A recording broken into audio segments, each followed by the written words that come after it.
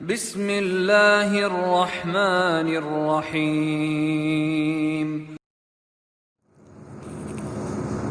السلام علیکم ورحمۃ اللہ وبرکاتہ۔ اعوذ باللہ من الشیطان الرجیم، بسم اللہ الرحمن الرحیم۔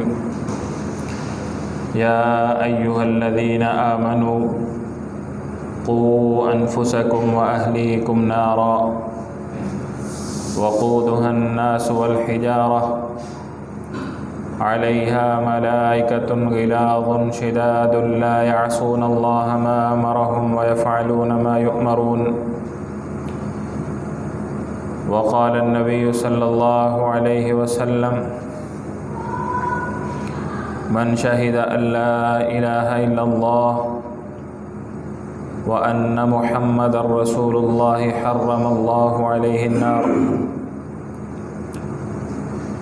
أو كما قال النبي صلى الله عليه وسلم: يا أيها الذين آمنوا قوا أنفسكم، اے ایمان والو بچاؤ اپنے آپ کو، وأہلیکم اور اپنے گھر والوں کو، نارا آگ سے، وقودها الناس والحجارہ جس کا ایندھن لوگ اور پتھر ہیں۔ ہر قسم کی حمد و ثنا اللہ جل شانہ کی ذات کے لیے خاص ہے۔ درود و سلام محسن انسانیت، قائد ملت، امام الاولین والآخرین جناب محمد الرسول اللہ صلی اللہ علیہ وسلم کی ذات اقدس و اطہر کے لیے۔ حضرات دی وقار، آج رمضان المبارک کا آخری خطبہ جمعۃ المبارک ہے، اور رمضان المبارک مزید ہم سے 1-2 دن کے بعد الوداع ہونے والا ہے۔ خوش نصیب ہے وہ شخص جس نے اس کے دنوں میں روزے رکھے، جس نے اس کی راتوں میں قیام کیا، جس نے تلاوت کی، جس نے ذکر کیا، جس نے اللہ سے دعائیں مانگی۔ خوش نصیب ہے وہ شخص جو اس ماہ مبارک میں جہنم سے آزادی پا گیا، جنت میں اس کو داخلہ مل گیا۔ خوش نصیب ہے وہ بندہ جس کی زندگی میں یہ رمضان آیا اور اس کو ایک اچھا مسلمان اور فرما بردار مومن بنا کے چلا گیا۔ خوش نصیب ہے وہ شخص جس نے اس پریکٹس کے مہینے میں اللہ کو راضی کر لیا۔ اللہ نے موقع تو بڑا دیا، بڑے بڑے شیاطین کو جکڑ دیا، جہنم کے دروازے اللہ نے بند کر دیے، جنت کے دروازے کھول کے اس کو سجا دیا، اور اپنی رحمت کے دروازے کھول دیے، اپنے بندوں کے لیے بڑے بڑے پیکیجز کا اعلان کر دیا۔ رحمت اور بخشش کی بہتات اور فراوانی، اتنا کچھ اس مالک نے اس مہینے میں ہمیں عطا فرمایا۔ اس نے رزق میں وسعت کر دی۔ اس رب العالمین نے ہمیں بہت زیادہ موقع عطا فرمایا کہ ہم اس کے فرما بردار بندے بن جائیں، اور اس ماہ مبارک میں ہر رات اللہ رب العالمین بہت سارے اہل ایمان کو جہنم کی آگ سے آزاد کر دیتے ہیں۔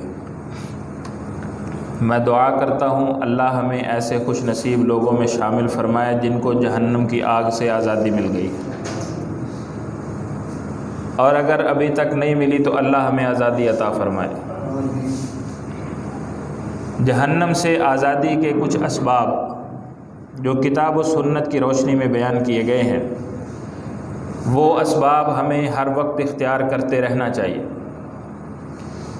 اور ان میں سب سے پہلا سبب ہے اخلاص، توحید، شرک نہ کرنا، جو بندہ شرک کرتا ہے کبھی جہنم کی آگ سے نکل نہیں پائے گا۔ اگر وہ شرک پہ مر گیا، توبہ کیے بغیر چلا گیا اس دنیا سے، کبھی اس کی بخشش نہیں ہوگی۔ اللہ ہمیں توحید خالص نصیب فرمائے۔ پیارے پیغمبر علیہ الصلاۃ والسلام نے فرمایا، ان اللہ حرم علی النار من قال لا الہ الا اللہ یبتغی بذلک وجہ اللہ۔ حضرت عتبان رضی اللہ تعالیٰ عنہ بیان کرتے ہیں، اللہ کے رسول صلی اللہ علیہ وسلم نے فرمایا، جو شخص اللہ کے چہرے کی تلاش میں لا الہ الا اللہ پڑھتا ہے، اس کے تقاضوں کو پورا کرتا ہے، اللہ اس کو جہنم کی آگ اس پر حرام کر دیتے۔ اور جابر رضی اللہ تعالیٰ عنہ نے پوچھا، بیان کرتے ہیں ایک شخص نے پوچھا، اللہ کے رسول صلی اللہ علیہ وسلم کی خدمت میں آیا اور آ کے کہنے لگا، دو واجب کرنے والی چیزیں کون سی ہیں؟ یعنی جنت واجب کرنے والی چیز کون سی ہے اور جہنم واجب کرنے والی کون سی ہے؟ پیارے پیغمبر علیہ الصلاۃ والسلام نے فرمایا، من مات لا یشرک باللہ شیئا دخل الجنہ۔ جو شخص اس دنیا سے چلا گیا، اس نے اللہ کے ساتھ کسی کو شریک نہیں ٹھہرایا، اس کے لیے جنت واجب ہو جاتی ہے۔ ومن مات یشرک باللہ دخل النار۔ اور جو اس دنیا سے شرک کرتا ہوا چلا گیا، جہنم کی آگ اس کے لیے واجب ہو جاتی ہے۔ اور اسی مضمون کو قرآن مجید میں اللہ رب العالمین نے بیان کیا ہے، اِنَّهُ مَن يُشْرِكْ بِاللَّهِ فَقَدْ حَرَّمَ اللَّهُ عَلَيْهِ النَّارَ فَقَدْ حَرَّمَ اللَّهُ عَلَيْهِ الْجَنَّةَ وَمَأْوَاهُ النَّارُ۔ جو شخص اللہ کے ساتھ شریک ٹھہراتا ہے، اس پر اللہ جنت کو حرام کر دیتے ہیں، جہنم اس کا ٹھکانہ بنا دیا جاتا ہے۔ تو جہنم سے آزادی کے اسباب میں سے سب سے پہلا سبب اخلاص، توحید، اللہ رب العالمین کی وحدانیت کا اقرار کرنا، اللہ کو وحدہ لا شریک ماننا، اس کی ذات میں بھی، اس کی صفات میں بھی، اس کے خوبصورت ناموں میں بھی، اور اللہ کے امور و تصرفات میں بھی۔ نہ کوئی اللہ کے سوا مالک ہے، نہ کوئی اللہ کے سوا رازق ہے، نہ کوئی اللہ کے سوا اس دنیا کے نظام کو چلانے والا ہے۔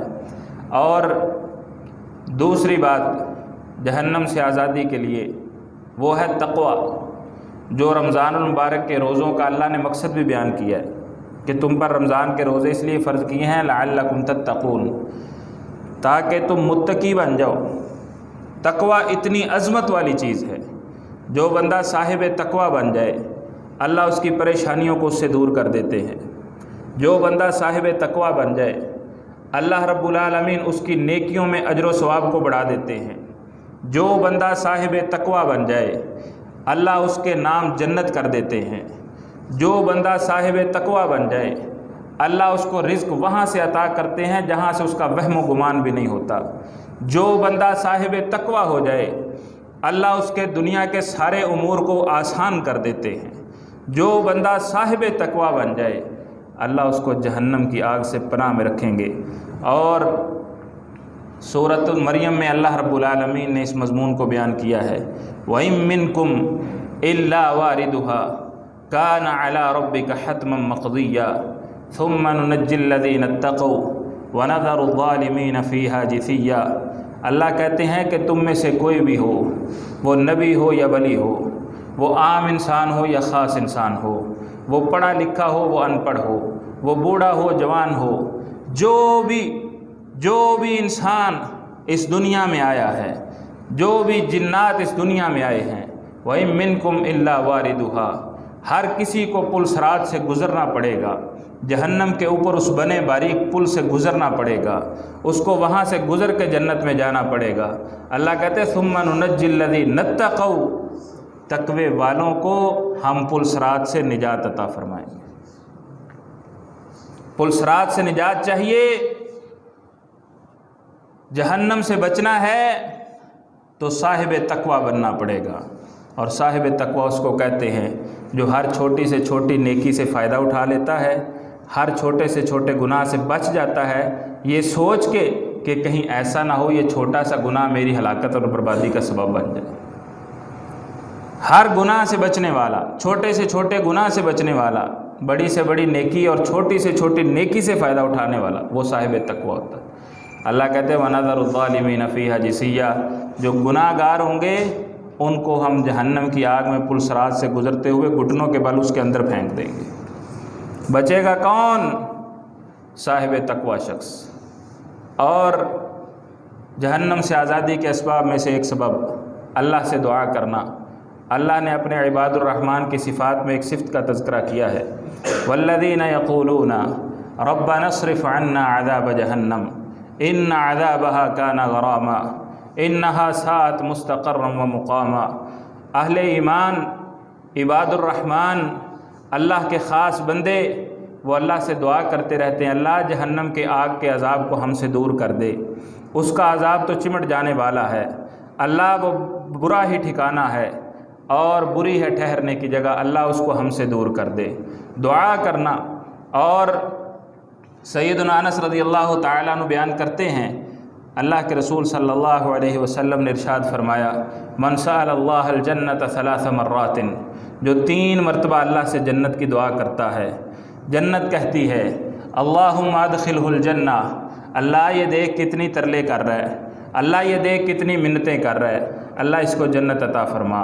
ومن استجار من النار 3 مرات، جو جہنم کی آگ سے 3 مرتبہ اللہ سے پناہ مانگے، قالت النار، جہنم کی آگ کہتی ہے اللہم اجرہ من النار، اللہ یہ بندہ تجھ سے دعائیں مانگ رہا ہے، یہ جہنم میں آنا نہیں چاہتا، یہ تیرے عذاب کو فیس نہیں کر سکتا، یہ تیرے عذاب سے پناہ چاہتا ہے، اس کو اپنی آگ کے عذاب سے پناہ عطا فرما دے۔ دعا یہ سبب ہے۔ اللہ کے رسول صلی اللہ علیہ وسلم اپنی نماز کے آخری تشہد میں یہ دعا مانگے بغیر سلام نہیں پھیرتے تھے، اللہم انی اعوذ بک من عذاب جہنم، اللہ میں تجھ سے جہنم کی آگ سے پناہ مانگتا ہوں۔ یہ تعلیم ہے آپ کی امت کے لیے۔ واعوذ بک من عذاب النار، اللہ میں آگ کے عذاب سے پناہ مانگتا ہوں۔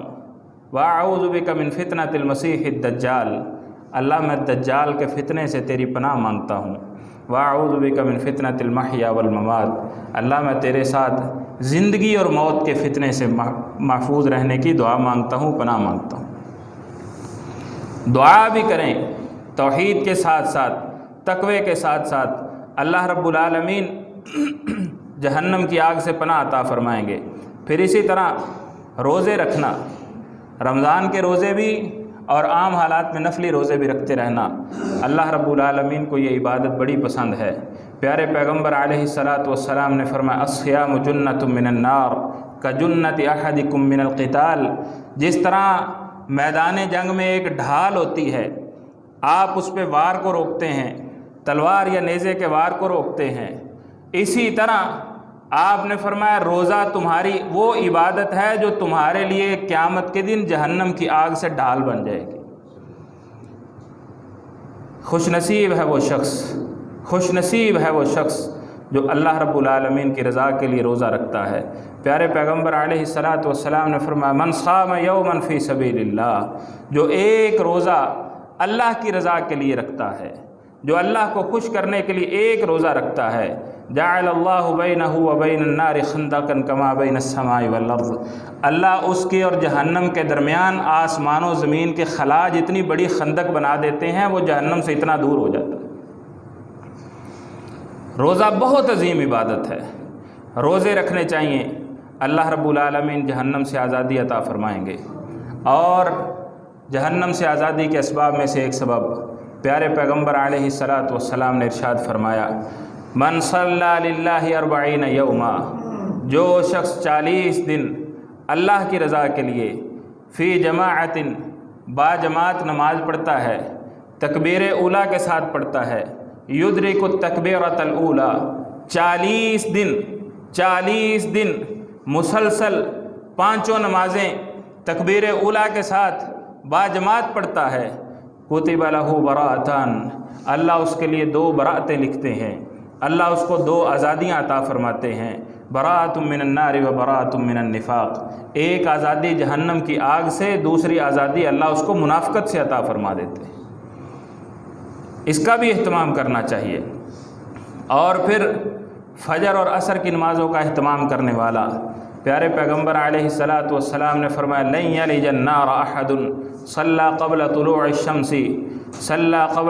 الشمس وقبل غروبه یعنی الفجر والعصر۔ آپ نے فرمایا جو شخص سورج کے طلوع ہونے سے پہلے فجر کی نماز پڑھتا ہے، سورج کے غروب ہونے سے پہلے جو عصر کی نماز آتی ہے یہ نماز بھی پڑھتا ہے، اللہ اس کو کبھی جہنم کی آگ میں نہیں پھینکیں گے۔ ان نمازوں کا اہتمام کیجیے۔ اور پیارے پیغمبر علیہ الصلاۃ والسلام نے جہنم سے آزادی کے اسباب میں سے ایک سبب بیان کیا ہے، اللہ کے ڈر سے رونا، اللہ کے ڈر سے آنکھوں میں آنسو آ جانا، اللہ کے ڈر سے گھبراتے ہوئے پریشان ہوتے ہوئے اللہ کے ڈر سے رو پڑنا، جہنم کی آگ سے ڈر جانا۔ اللہ رب العالمین ایسے شخص کو جہنم سے آزادی عطا فرما دیتے ہیں۔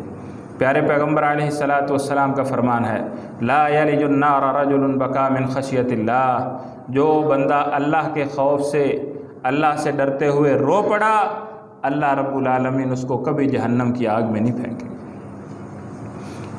اور پیارے پیغمبر علیہ الصلاۃ والسلام نے ارشاد فرمایا جہنم سے آزادی کے اسباب میں جو شخص بیٹیوں کی پرورش کرتا ہے، آپ نے فرمایا من ابتلی من هذه البنات بشیء فاحسن الیہن کن لہ سترا من النار۔ لوگ بیٹیوں کو زندہ درگور کرتے تھے، لوگ بیٹیوں کو عار سمجھتے تھے، اسلام نے عورت کو عزت دی، اسلام نے بیٹیوں کے حقوق بیان کیے، اسلام نے بیٹیوں کو عزتیں عطا کیں، اسلام نے بیٹیوں کے لیے لوگوں کو کھڑا کیا، اسلام نے سکھایا جو شخص اللہ اس کو بیٹیاں عطا کرے، 2 یا 2 سے زیادہ بیٹیاں ہوں، وہ ان کی بہترین پرورش کرتا ہے، وہ ان کے ساتھ حسن سلوک کرتا ہے، وہ ان کی تعلیم و تربیت کا بندوبست کرتا ہے، وہ ان کو دین اسلام سکھاتا ہے، وہ اسلام کے مطابق ان کو زندگی گزارنے کی تعلیم دیتا ہے، اور جب مناسب وقت آتا ہے وہ ان کے لیے بہترین رشتہ ڈھونڈ کے ان کی شادی کروا دیتا ہے۔ آپ علیہ الصلاۃ والسلام نے فرمایا کن لہ سترا من النار، یہ بیٹیوں کے ساتھ حسن سلوک قیامت والے دن یہ بیٹیاں اس کے لیے جہنم کے سامنے دیوار بن جائیں۔ جہنم سے آزادی کے اسباب میں سے ایک سبب، ہم عام طور پہ بیٹھتے ہیں، ایک دوسرے کی غیبتیں کرتے ہیں، ایک دوسرے کی برائیاں بیان کرتے ہیں، ایک دوسرے پہ ہنستے ہیں۔ آپ علیہ الصلاۃ والسلام نے فرمایا من ذب عن عرض اخیہ بالغیبہ کان حقا علی اللہ ان یعتقہ من النار، جو شخص اپنے کسی بھائی کی غیر موجودگی میں اس کی عزت کا دفاع کرتا ہے، غیبت کرنے والے کے منہ پہ ہاتھ رکھتا ہے کہ اس کی غیبت مت کرو، اس کی برائی مت بیان کرو، اللہ رب العالمین کے ذمے ہے کہ اللہ اس مسلمان کے عزت کا دفاع کرنے والے کو جہنم کی آگ سے آزادی عطا فرمائے۔ تو بھائیو، اسباب ہیں جن سے اللہ رب العالمین جہنم کی آگ سے آزادی عطا فرمائیں گے۔ اللہ رب العالمین سے دعا ہے کہ اللہ ہم سب کو جہنم کی آگ سے آزادی عطا فرمائے۔ اہم مسئلہ ہے جس کی طرف توجہ دلانا چاہتا ہوں، اور وہ ہے صدقۃ الفطر کے حوالے سے، چونکہ ابھی اس کی ادائیگی کا ٹائم آ گیا ہے۔ صدقۃ الفطر کیا ہے، اس کے مقاصد کیا ہیں؟ سب سے پہلی بات، صدقۃ الفطر کا مقصد جو کتاب و سنت کی روشنی میں بیان کیا گیا ہے، حدیث مبارکہ میں اس کے 2 مقاصد بیان کیے گئے ہیں۔ نمبر 1 طہرۃ للصائم، روزے دار نے روزے رکھے اور اس کے لیے یہ صدقۃ الفطر لغو اور رفث سے، بیہودہ باتوں سے، فضول باتوں سے، یا جو کوتاہیاں ہو گئی روزے کی حالت میں انسان ہونے کے ناطے، اللہ رب العالمین ان کوتاہیوں کا کفارہ اس صدقے سے کرتے۔ یہ اس کا پہلا مقصد ہے۔ دوسرا مقصد وطعمۃ للمساکین، جو مسکین لوگ ہیں، جو غریب اور فقراء لوگ ہیں، ان کی عید میں خوشیوں کی شرکت کی وجہ اور سبب بن جاتا ہے۔ آپ ان کے لیے صدقۃ الفطر کا اہتمام کرتے ہیں اور وہ اس اناج سے یا ان پیسوں سے عید کی خوشیوں میں شریک ہو جاتے ہیں، اور یہ بہت اچھی بات ہے۔ یہ اس کے مقاصد ہیں۔ روزوں میں جو کمیاں کوتاہیاں رہی ہیں ان سے پاکیزگی اور غریبوں کے کھانے پینے کا بندوبست۔ صدقۃ الفطر کب ادا کرنا ہے؟ دوسرا سوال، مقصد ہو گیا صدقۃ الفطر ادا کب کرنا ہے؟ تو اس کا ٹائم جب رمضان المبارک مکمل ہو جائے، شوال کا چاند نظر آ جائے، روزے مکمل ہو گئے، عید کی نماز سے پہلے آپ نے یہ صدقۃ الفطر ادا کرنا ہے۔ اس کا ٹائم رمضان مکمل ہونے کے بعد عید کا چاند نظر آنے سے شروع ہوتا ہے اور عید کی نماز ادا کرنے سے پہلے آپ نے اس کو ادا کرنا ہے۔ اور آپ علیہ الصلاۃ والسلام نے فرمایا جو اس کو عید سے پہلے ادا کرتا ہے اس کا تو یہ صدقۃ الفطر فہی زکوۃ مقبولہ، اس کا یہ صدقہ اللہ قبول فرماتے ہیں۔ اور ومن اداها بعد الصلاۃ فانما صدقۃ من الصدقات، اگر کوئی بندہ نماز کے بعد صدقۃ الفطر ادا کرتا ہے تو یہ عام صدقات میں سے صدقہ ہوگا، اس کا صدقۃ الفطر ادا نہیں ہوگا۔ ہمارے معاشرے میں عمومی طور پہ یہ ایک کانسیپٹ ہے کہ رمضان شروع ہوتے ہی ادارے بھی اور فقراء اور مساکین بھی صدقۃ الفطر مانگنا شروع کر دیتے ہیں، جی صدقۃ الفطر دے دیں۔ بعض لوگ رمضان کے بالکل آغاز سے شروع ہو جاتے ہیں اور بعض لوگ پہلا عشرہ نکال کے شروع ہوتے ہیں، بعض پہلا ہفتہ نکال کے شروع ہوتے ہیں۔ تو بھائیو یہ روزوں کا کفارہ ہے، روزے بھی رکھے نہیں ہیں، کفارہ پہلے دے رہے ہیں۔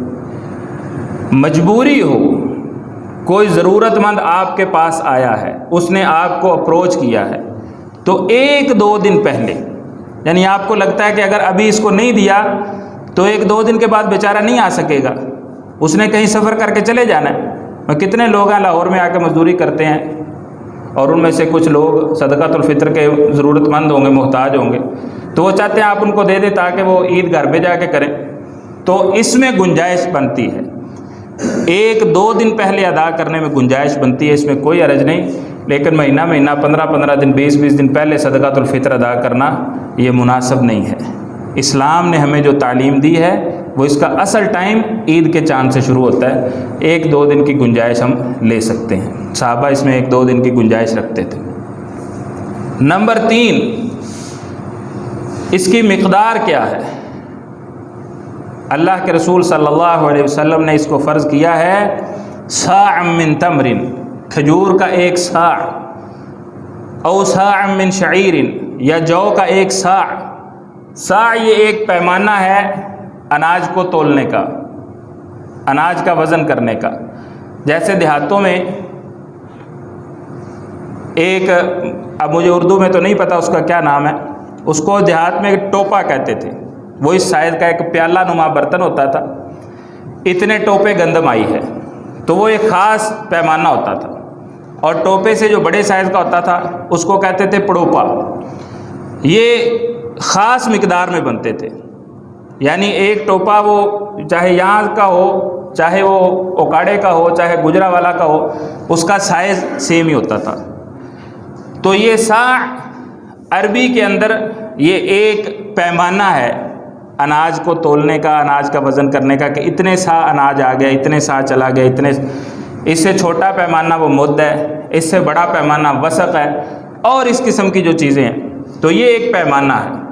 اب ہمارے ہاں تو یہ رائج نہیں ہے، سا تو ہم نے کبھی یہاں دیکھا نہیں ہے۔ حجازی سا ہمارے موجودہ دور میں جو کلو گرامز ہیں، 2.5 kilo gram, 2.5 kilo gram, 2500 gram, یہ ایک سا اس کا وزن ہے۔ اور اللہ کے رسول صلی اللہ علیہ وسلم نے یہ اناج مقرر کیا ہے، وہ آپ کھجور دے دیں، آپ جو دے دیں، یہ اس کی مقدار 2.5 کلو گرام پر ہیڈ۔ وہ بڑا ہو، چھوٹا ہو، امیر ہو، غریب ہو، غلام ہو، آزاد ہو، مالک ہو، مزدور ہو، کوئی بھی جو مسلمان ہے اس نے صدقۃ الفطر ادا کرنا ہے۔ اگر اس کے پاس اپنی گنجائش نہیں ہے، وہ لوگوں سے صدقۃ الفطر وصول کرے، مسکین ہے، جو اس نے وصول کیا ہے اس میں سے پھر وہ اپنا صدقۃ الفطر کسی دوسرے مسکین کو ادا کر دے، لیکن یہ اس نے ادا ضرور کرنا ہے۔ اس سے اگلی بات کہ صدقۃ الفطر کیا یہ اناج ہی دینا چاہیے یا اس میں ہم نقد بھی دے سکتے ہیں؟ افضل یہ ہے وحی کی اتباع کریں تو کہ اناج ہی دیا جائے، اناج ہی دیا جائے۔ اور اناج میں جو اناج ہم دینا چاہیں، آٹا دے دیں، گندم دے دیں، چاول دے دیں، کھجور اناج میں آتی ہے، کھجور دے سکتے ہیں، جو دے سکتے ہیں، مکئی دے سکتے ہیں، جو اناج آپ دینا چاہیں وہ دے سکتے ہیں۔ آپ کا دل چاہتا ہے آپ صدقۃ الفطر کافی سارا ادا کریں، بہت اچھی کھجور 2.5 کلو کے حساب سے آپ ادا کر دیں۔ آپ چاہتے ہیں کہ میری حیثیت کے مطابق گزارے لائق ہو تو آپ جو آٹا استعمال کرتے ہیں اس کے مطابق ادا کر دیں۔ تو جو چیز آپ اپنے گھر میں استعمال کرتے ہیں، اگر آپ عام بازاری آٹا استعمال کرتے ہیں وہ سستا ہے، وہ 2.5 کلو 120-125 میں آ جائے گا، اور جو چکی کا آٹا استعمال کرتے ہیں وہ تقریباً 150 میں 2.5 کلو آئے گا۔ اسی طرح پھر چاول جو آپ گھر میں استعمال کرتے ہیں، ان میں سے جو بھی اناج آپ دینا چاہیں آپ دے سکتے ہیں۔ یہ ضروری نہیں کہ آپ آٹا کھاتے ہیں تو آٹا ہی دے سکتے ہیں، آپ کھجور دے سکتے ہیں، آپ چاول بہت زیادہ کھاتے ہیں تو چاول دے دیں، نہیں چاول دینا چاہتے، کوئی اس سے اچھی آپ چیز اللہ کی راہ میں صدقۃ الفطر کے طور پہ دینا چاہتے ہیں تو آپ بااختیار ہیں، آپ اس کو ادا کر سکتے ہیں 2.5 کلو پر ہیڈ کے حساب سے۔ نمبر 2، نقداً ادا کرنا، اس میں علماء کا اختلاف ہے، اور عرب کے علماء جو ہیں وہ اس بات کے قائل ہیں کہ یہ نقدی نہیں دیا جا سکتا۔ یہ نبی صلی اللہ علیہ وسلم نے اناج ہی مقرر کیا ہے، اناج ہی دینا چاہیے، اور وہاں پہ اناج ہی دیا جاتا ہے۔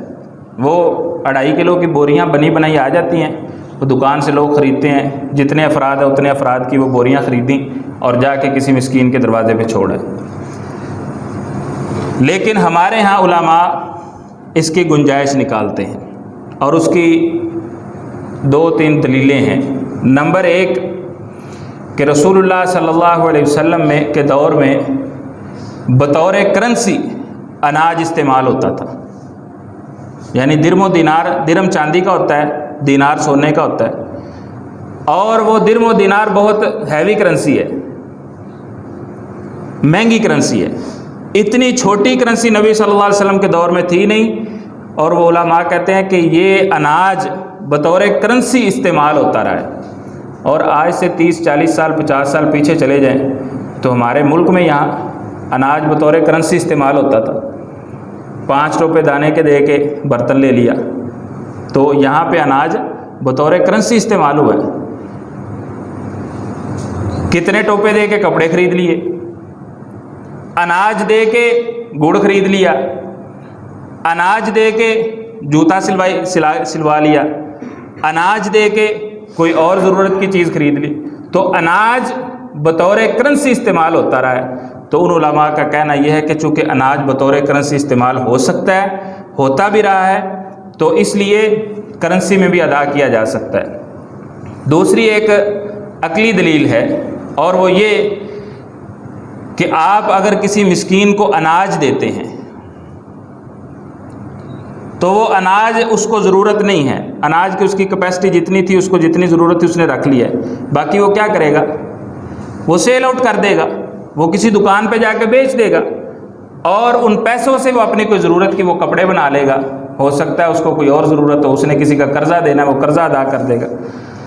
تو اگر ہم اناج اس کو خرید کے دیتے ہیں اور وہ اس اناج کو پھر کسی دکاندار کو سیل کرتا ہے تو وہ تقریباً اونے پونے خریدا جاتا ہے، ہاف قیمت یا اس سے بھی کم پہ خریدا جاتا ہے۔ اس کو پتہ ہے کہ اس کو صدقے میں ملا ہوا ہے، جتنے پیسے بھی دوں گا خوشی سے رکھ لے گا، تو اس سے مسکین کا نقصان ہو گیا۔ آپ نے پورے پیسے دے کے دکان سے خریدا ہے، وہ مسکین کو آپ نے دیا ہے، مسکین نے آگے جا کے دوبارہ دکاندار کو سیل کیا ہے تو وہ آدھے پیسوں میں اس کا بکا ہے، 100 کی چیز 50-60 میں اس نے بیچی ہے، 40 میں بیچی ہے، تو اس کو اس سے نقصان ہو گیا۔ تو اس لیے علماء کہتے ہیں کہ اگر اس کو کرنسی کی ضرورت ہے، اس کو اناج کی ضرورت نہیں ہے، اس کو پیسوں کی ضرورت ہے، تو آپ پیسوں کی صورت میں دے سکتے ہیں۔ اور پھر یہ بھی چونکہ فرضی صدقہ ہے، تیسری دلیل یہ ہے کہ اللہ کے رسول صلی اللہ علیہ وسلم عام جو فرضی صدقہ ہوتا تھا، زکوٰۃ جسے کہتے ہیں، وہ جب وصول کرنے کے لیے اپنے عاملوں کو بھیجتے تھے، خصوصاً جانوروں کی جو زکوٰۃ ہے، تو آپ علیہ الصلاۃ والسلام ان کو یہ بتا کے بھیجتے تھے کہ اگر کسی بندے نے زکوٰۃ ادا کرنی ہے، مثال کے طور پہ 1 سال کا اونٹ، اس کی زکوٰۃ بنتی ہے کہ 1 سال کا اونٹ وہ زکوٰۃ میں ادا کرے، اونٹوں کی زکوٰۃ ہے، تو اس کے پاس 1 سال کا جانور نہیں ہے، اس کے پاس 2 سال کا اونٹ کھڑا ہے، تو آپ اس سے 2 سال کا اونٹ وصول کرو، اور جو اس اونٹ کی قیمت اضافی ہے، جہاں سال کا اونٹ سستا ہے، 2 سال کا مہنگا ہے، تو جتنی اضافی رقم ہے وہ اس کو ادا کرو، وہ آپ نے مقرر کیا ہے کہ وہ اتنے درہم ساتھ یا اتنے دینار ادا کرے۔ اور اسی طرح کسی بندے کی زکوٰۃ بنتی ہے 2 سال کا اونٹ، اور اس کے دبیلے میں، اس کے باڑے میں سال کا اونٹ کھڑا ہے، یا 4 سال کا یا 3 سال کا، 2 سال کا نہیں ہے، تو وہ 1 سال کا دے دے اور اس کے ساتھ باقی نقدی کرنسی دے دے اور اس کو وہ برابر کر لے۔ تو اس لیے علماء کہتے ہیں کہ جب فرضی زکوٰۃ میں کرنسی متبادل ہو سکتی ہے تو یہاں پہ بھی ہو سکتی ہے۔ بہرحال اگر کوئی شخص بالکل شک شبہ سے بچنا چاہتا ہے تو وہ اناج ادا کر دے، اور اگر وہ رائے پہ عمل کرنا چاہتا ہے تو علماء کی رائے ہے وہ کرنسی کی صورت میں صدقۃ الفطر ادا کر سکتا ہے۔ اللہ رب العالمین ہمیں عمل کی توفیق عطا فرمائے۔ اور صدقۃ الفطر کے حوالے سے یہ بات ذہن میں رکھیں کہ اگر آپ کے کوئی تابع دار لوگ ہیں، مثلا چوکیدار ہے، آپ کا ملازم ہے، غریب ہے، وہ نہیں دے سکتا، آپ اس کی طرف سے دے سکتے ہیں۔ آپ کے پاس کوئی مہمان آ گیا ہے عید سے پہلے، آپ اس مہمان کا بھی صدقۃ الفطر ادا کر دیں۔ آپ کے ہاں کسی بچے کی ولادت ہوئی ہے، بے شک وہ 1 دن کا بچہ ہے، 1 گھنٹہ پہلے وہ پیدا ہو گیا عید کی نماز سے، تو اس کا بھی آپ نے صدقۃ الفطر ادا کرنا ہے۔ یہ ہر مسلمان پہ فرض ہے، اس کو غریب امیر ہر ایک نے ادا کرنا ہے۔ اور آخری بات کہ اس کا مصرف وہ مسکین لوگ ہیں، مسکینوں کو عید کی خوشیوں میں شریک کرنا ہے۔ اگر کسی جگہ پہ آپ کو مسکین نہیں ملتا، مسکین اویلیبل نہیں ہے، آپ کو ملا نہیں ہے، تھوڑا ٹائم تھا، آپ نے کوشش کی نہیں ملا، کوشش تو یہ ہونی چاہیے کہ رمضان میں کوئی بندہ ڈھونڈ کے رکھے کہ جو ہی صدقۃ الفطر کا ٹائم آئے گا میں اس کو ادا کروں گا۔ اور اگر عین ٹائم پہ اس کو نہیں ملتا، صرف مسکین، تو زکوٰۃ کے جو مصارف ہیں 8، جو سورۃ توبہ آیت نمبر 60 میں اللہ رب العالمین نے بیان کیے ہیں، 8 مصرف زکوٰۃ کے، ان میں سے پھر کسی بھی مصرف پہ اس کو خرچ کیا جا سکتا ہے۔ اور آخری بات اس حوالے سے کہ ایک بندہ یہاں پہ پاکستان میں اس کی فیملی مقیم ہے، اور وہ آسٹریلیا یا سعودی عربیہ میں رہ رہا ہے، دبئی میں رہ رہا ہے، قطر میں رہ رہا ہے، کسی بھی اور ملک میں رہ رہا ہے، امریکہ میں رہ رہا ہے، اس کو وہاں پہ مسکین نہیں ملتا۔ بعض دفعہ ایسا ہوتا ہے کہ بندہ نیا گیا، اس کو اندازہ نہیں ہوتا کہ یہ کیسے میں نے اس کو مینیج کرنا ہے، یا اس کا دل چاہتا ہے کہ وہ اس کے کوئی غریب رشتہ دار یہاں پہ پاکستان میں موجود ہے تو ان تک میں صدقۃ الفطر اپنا پہنچاؤں، تو وہ کیا کرے گا؟ آیا کہ وہ یہاں کے کرنسی ریٹ سے ادا کرے گا، یا جہاں وہ مقیم ہے، جہاں اس نے روزے رکھے ہیں، جہاں اس نے رمضان گزارا ہے، وہاں کے کرنسی ریٹ کے اعتبار سے؟ تو اس میں یہ مسئلہ یاد رکھیں کہ وہ وہاں پہ ادا کرے یا اس کا آپ صدقۃ الفطر یہاں پہ ادا کریں، وہ آپ اس کی کرنسی ریٹ کے حساب سے ادا کریں گے۔ اگر وہ وہاں ڈالروں میں رہ رہا ہے تو ڈالروں کے حساب سے آپ یہاں پہ ادا کریں گے، اس کی جو قیمت پاکستانی روپے میں بنے۔ ریال میں وہ رہ رہا ہے تو آپ ریال کی صورت میں وہ ادا کریں گے، ریال کے جتنے پیسے بنتے ہیں 2.5 کلو چاولوں کے یا آٹے کے یا جو بھی وہ دینا چاہتا ہے، تو اس کا کرنسی ریٹ وہاں کا ہوگا، ادا آپ یہاں کر سکتے ہیں۔ یہاں کے کرنسی ریٹ کے حساب سے ادا نہیں کرنا۔ ان تمام مسائل کو ذہن نشین کر لیں۔ اللہ آپ کو جزائے خیر دے۔